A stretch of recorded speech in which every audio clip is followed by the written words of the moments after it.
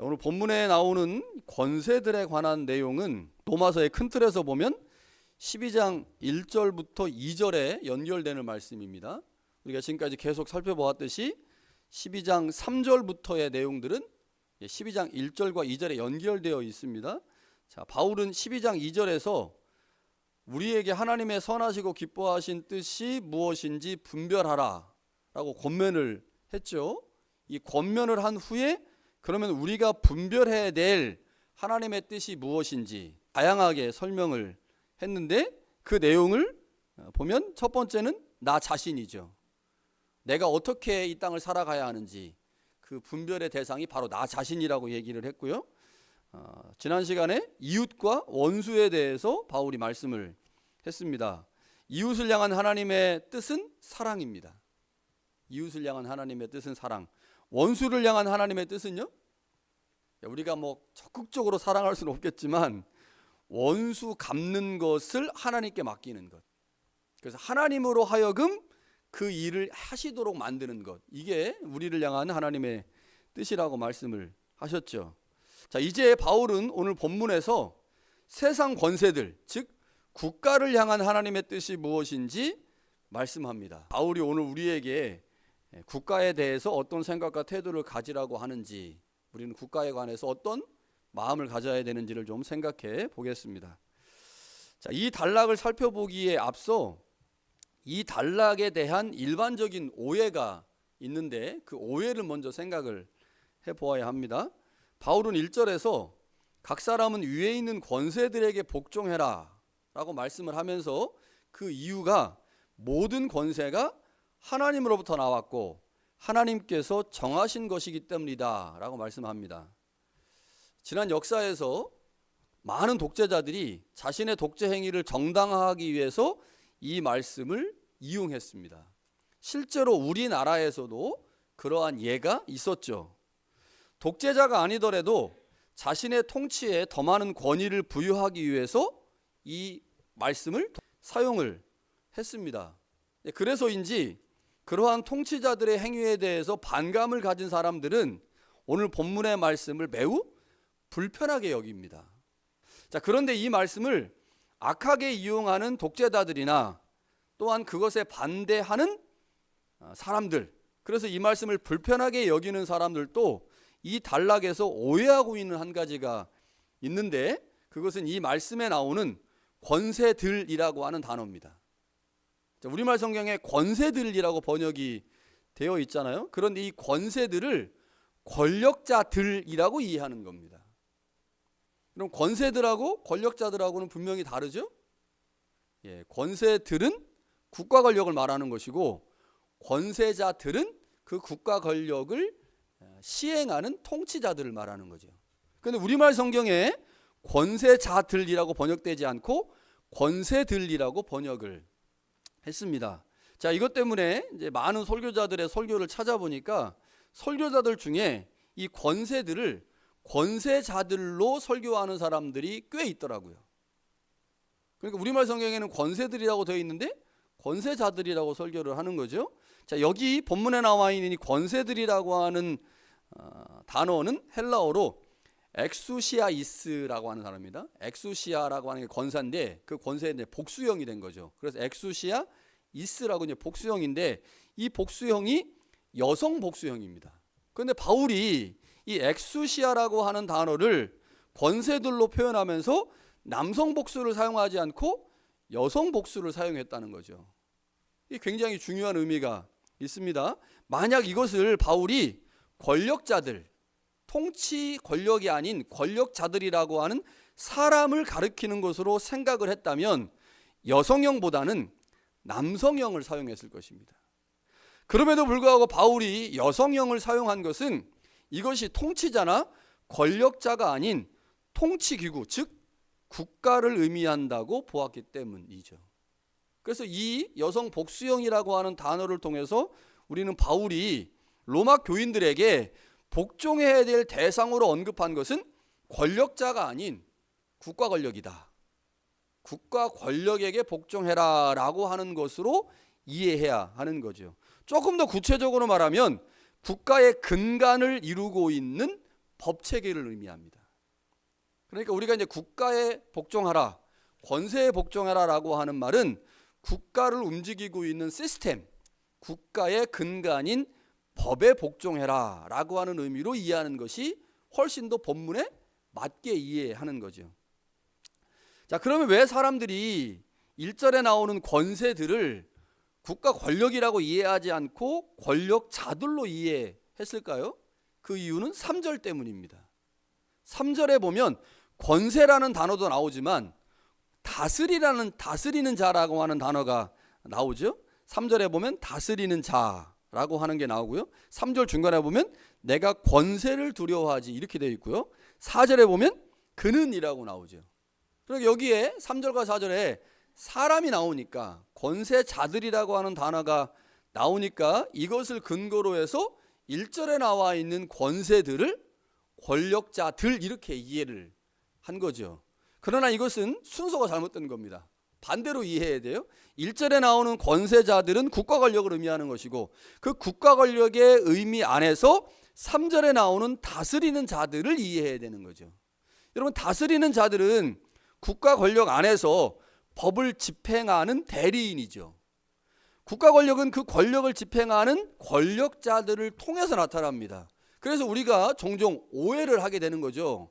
국가 권력이 곧 권력자다, 이렇게 오해를 하는데 실제로 국가 권력이 권력자보다 상위 개념이죠.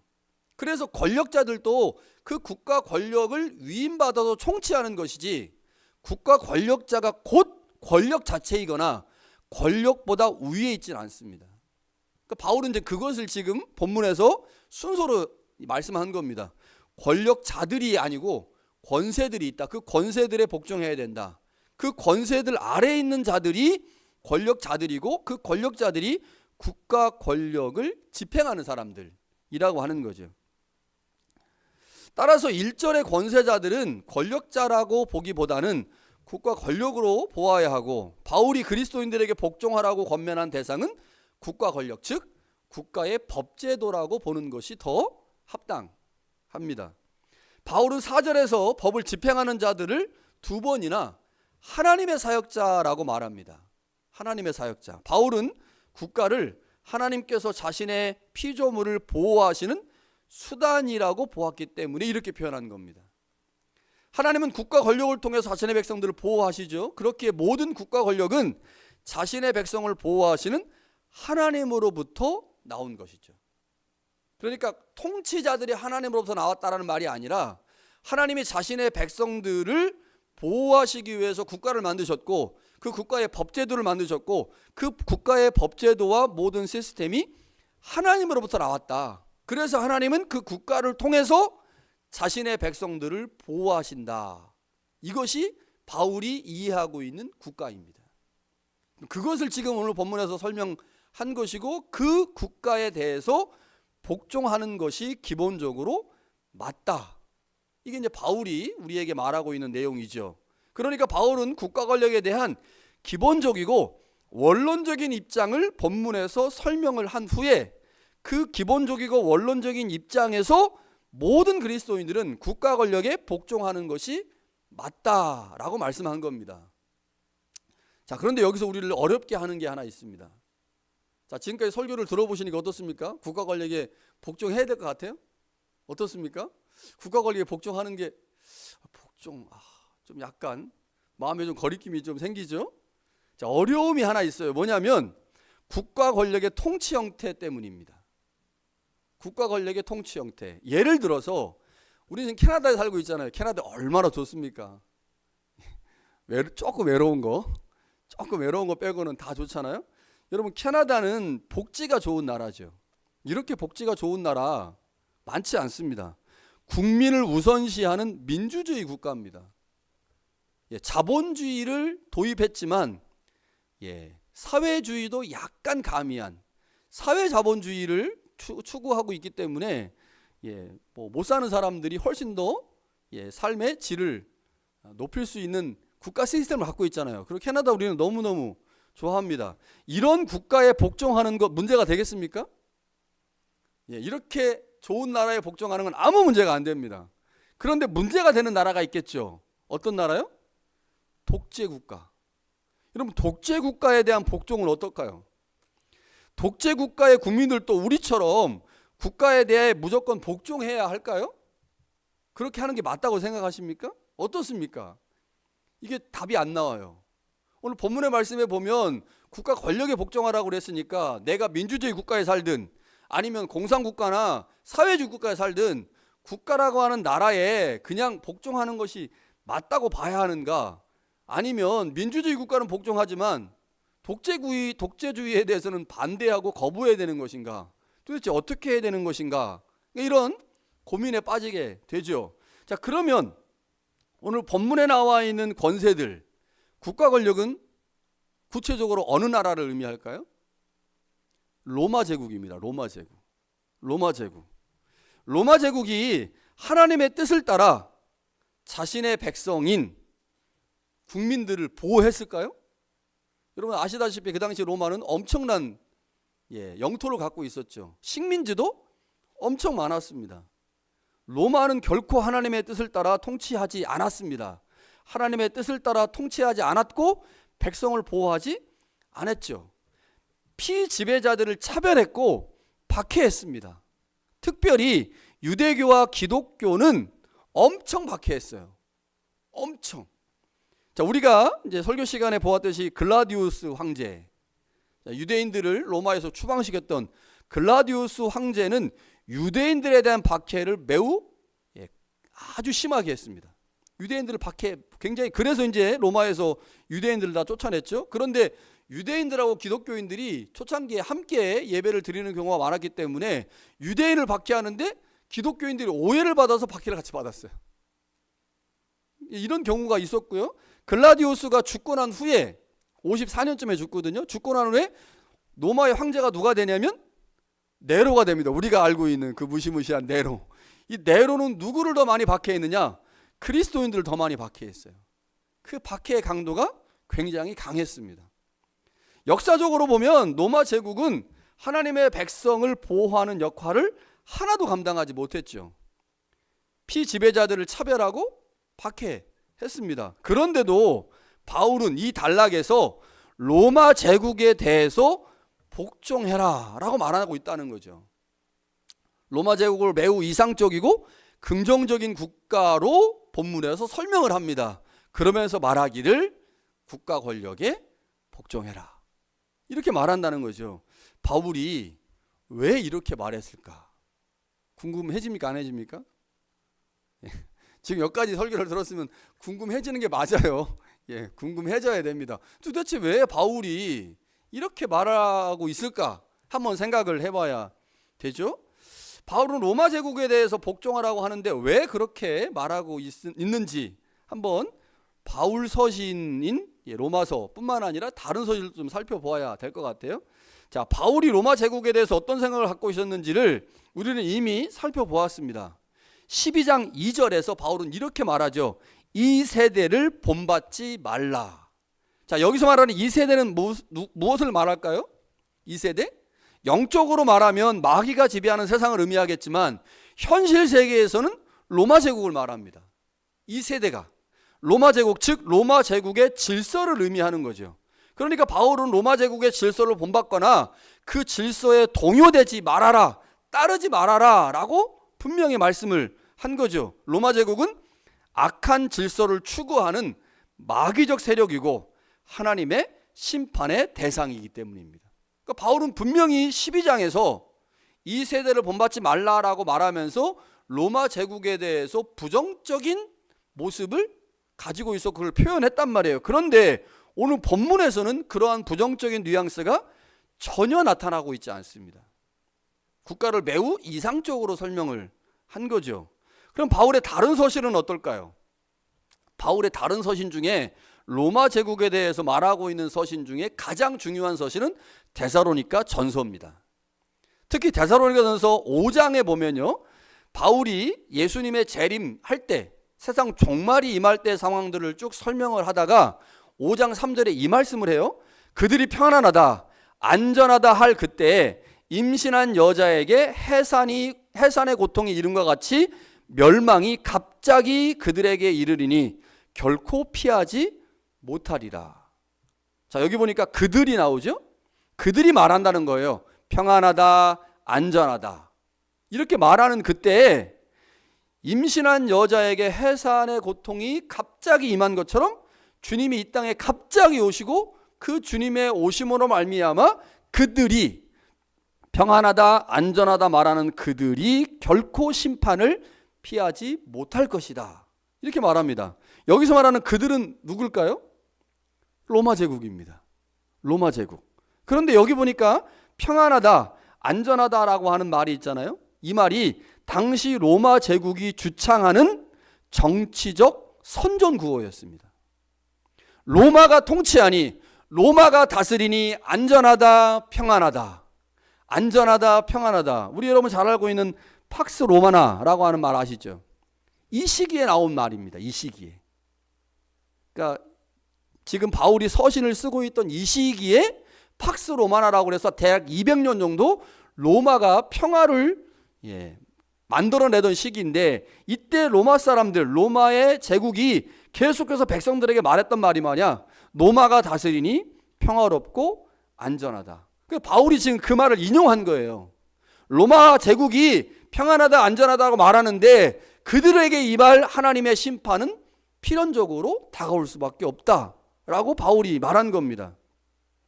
로마 제국은 자신의 통치로 모두가 평화롭고 안전하다고 선전을 했죠. 그러나 실제로는 어떻습니까? 겉으로는 평화가 있고 안전한 것 같았지만 로마 제국의 지배를 받던 식민지에 있는 백성들은 로마의 폭력과 착취로 고통을 받았습니다. 무력을 통한 평화의 이면에는 폭력과 고통이 존재한 거죠. 바울은 데살로니가전서 5장에서 예수 그리스도의 재림 때 마귀적 세력의 대변자로 악을 행하고 있는 로마 제국이 심판을 받을 것이다 라고 분명히 말씀한 겁니다. 자, 그러니까 바울은 로마서 12장에도 그렇고요, 데살로니가 전서에서도 반로마적 성향을 보여주고 있습니다.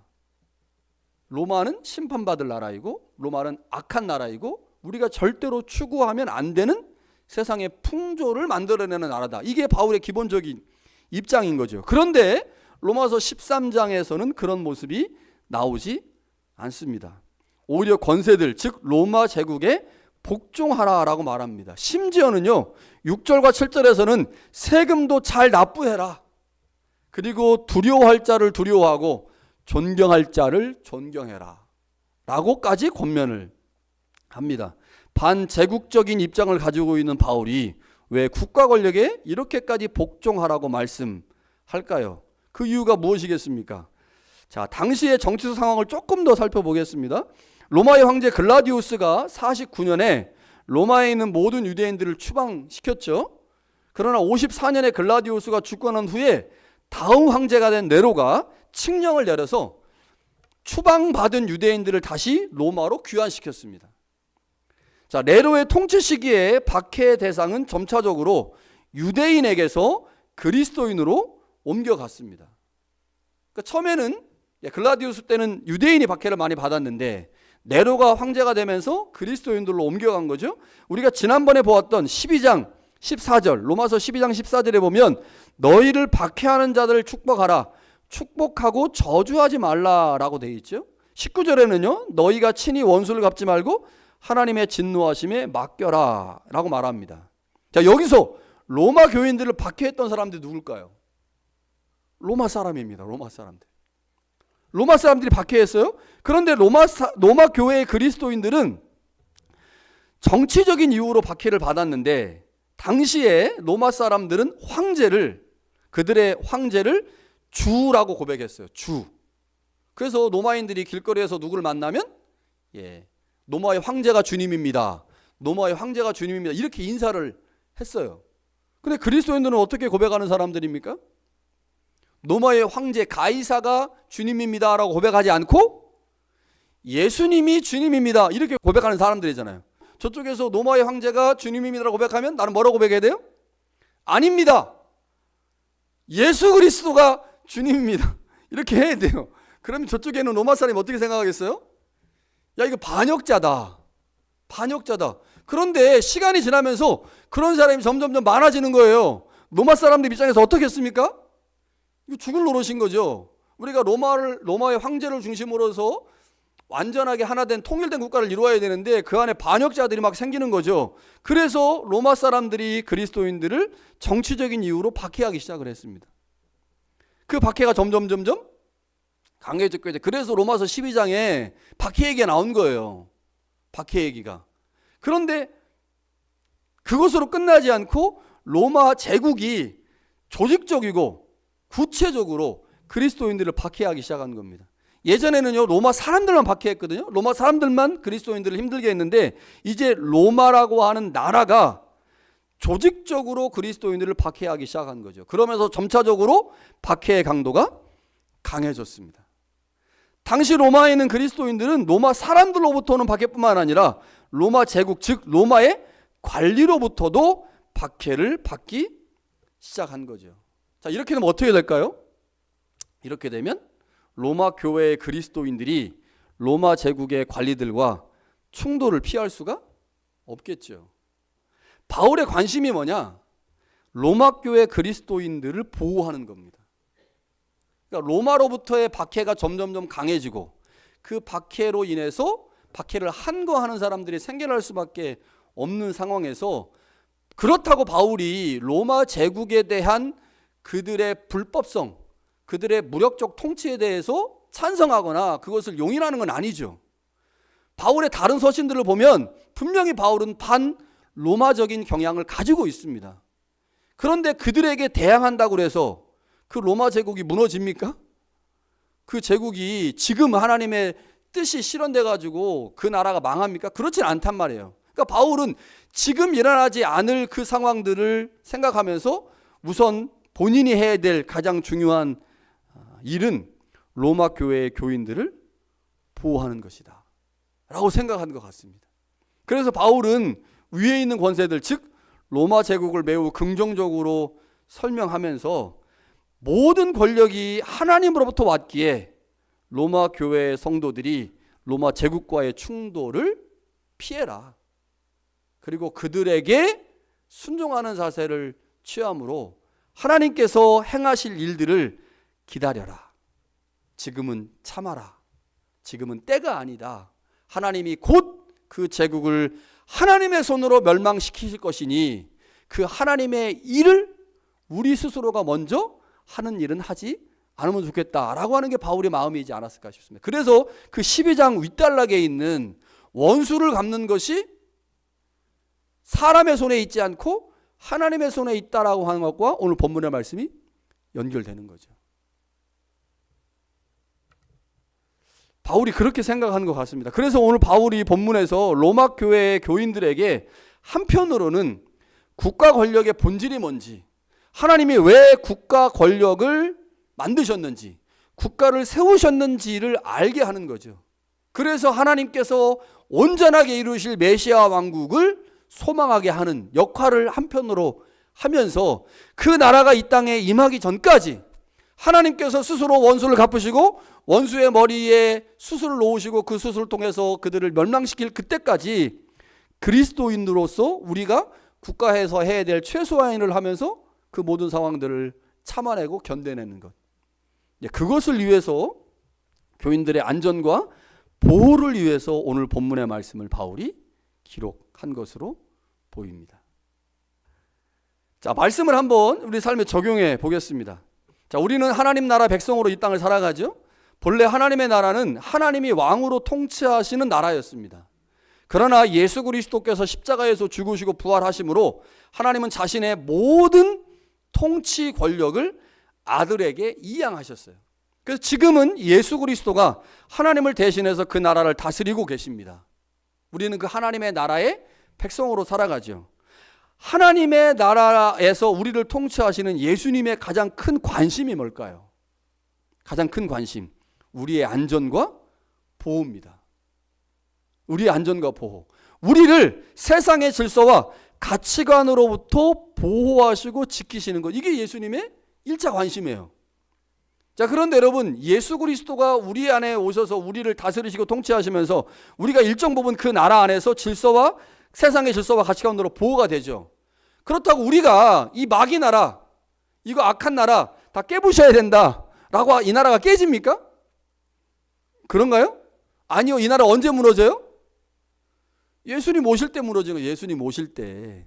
예수님 오실 때 예수님이 하나님과 함께 이 나라, 이 악한 어둠의 나라를 무너뜨릴 겁니다. 그때까지 우리는 어떻게 해야 돼요? 그 나라 안에서 보호받으면서 주님의 오심을 기다리는 거죠. 기다려야 되는 게 우리 할 일이지, 그 기다림을 잘하지 못하고 조급해서 내가 무엇인가 할 수 있는 것처럼 국가 권력을 향하여 어떤 행동들을 하는 것, 그건 바람직한 게 아니라는 겁니다. 여러분, 우리가 하나님 나라 백성으로 이 땅을 살면서 우리는 천국을 준비하고 연습하는데, 그 준비와 연습의 구체적인 장소로 하나님이 우리 가운데 주신 게 있어요. 그게 교회고 그게 국가입니다. 교회에서는 신앙을 배우고 국가에서는 그 신앙의 실천과 순종을 배우죠. 그러니까 오늘 우리한테 그런 거죠. 우리는 너무너무 좋은 나라에 살고 있기 때문에 하나님께서 허락하신 이 국가 권력 안에서 우리가 뭐를 배워야 되느냐, 우리가 교회에서 배운 신앙을 구체적으로 실천하는 삶을 국가에서 배우는 겁니다. 우리는 모두 개인의 종말의 순간에 혹은 역사적 예수 그리스도의 재림 때에 모두 온전한 천국에서 하나님의 나라를 경험할 겁니다. 죽으면 천국 갈 것이고 그곳에서 하나님의 나라를 경험할 건데, 그 하나님의 나라를 경험하기 전까지 우리는 끊임없이 교회 안에서 신앙을 배우고 국가 안에서 그 신앙의 실천과 순종을 연습하고 배워야 한다는 거죠. 우리는 하나님 나라 백성으로 이 땅을 살지만 동시에 대한민국 또는 캐나다의 시민으로 살아가죠. 특별히 우리는 이민자로서 캐나다를 살아갑니다. 캐나다에 살면서 우리가 해야 될 가장 중요한 역할이 뭐냐? 시민의 의무를 성실히 행하는 거예요. 바울이 말하는 것처럼 세금 잘 내라는 거죠. 세금 잘 내야 주님이 이 땅에 다시 오셔서 로마 권력을 무너뜨릴 때까지 우리가 보호를 받는 겁니다. 그러니까 우리의 보호를 위해서 바울이 제시한 가장 중요한 게 세금 내는 거였어요. 마찬가지입니다. 우리도 이 땅에서 천국을 소망하며 천국을 가기를 소망하며 살아갈 때 캐나다의 시민으로서의 의무를 성실하게 시행하는 거죠. 그 성실함으로 우리의 삶의 자리에서 하나님의 주되심이 선포될 수 있습니다. 여러분, 그런데 중요한 게 있어요. 캐나다의 시민으로 의무를 성실하게 이행하는 것하고 캐나다 안에 존재하는 세상의 질서와 풍조를 거부하고 하나님 나라의 질서를 따라 살아가는 것하고는 분명히 다릅니다. 그러니까 내가 시민으로 살아가는 것, 그래서 시민의 의무를 다하는 것하고 이 나라에 존재하고 있는 세상의 질서와 풍조를 거부하는 것하고는 다른 거라는 거죠. 그러니까 바울은 그것을 지금 우리 가운데 말하고 있는 겁니다. 시민으로서의 의무는 다해라. 그게 세금 문제다. 법 잘 지켜라. 그렇게 해서 이 땅에서 잘 살아라. 그러나 그 모든 심판은 하나님께 맡김으로 주님의 다시 오실 때를 기다려라. 그래서 13장 마지막 부분에 주님의 재림에 관한 이야기를 기록해 놓은 겁니다. 우리 다음 주에 볼 거예요. 주님의 재림에 관한 이야기를. 여러분, 우리를 향한 하나님의 뜻, 그것은 우리가 이 시대를 바르게 분별하는 것입니다. 우리가 이 시대에서 분별해야 될 게 무엇이겠습니까? 국가의 구성원으로서 해야 될 일과 우리가 거부해야 할 세상의 질서를 구분하는 겁니다.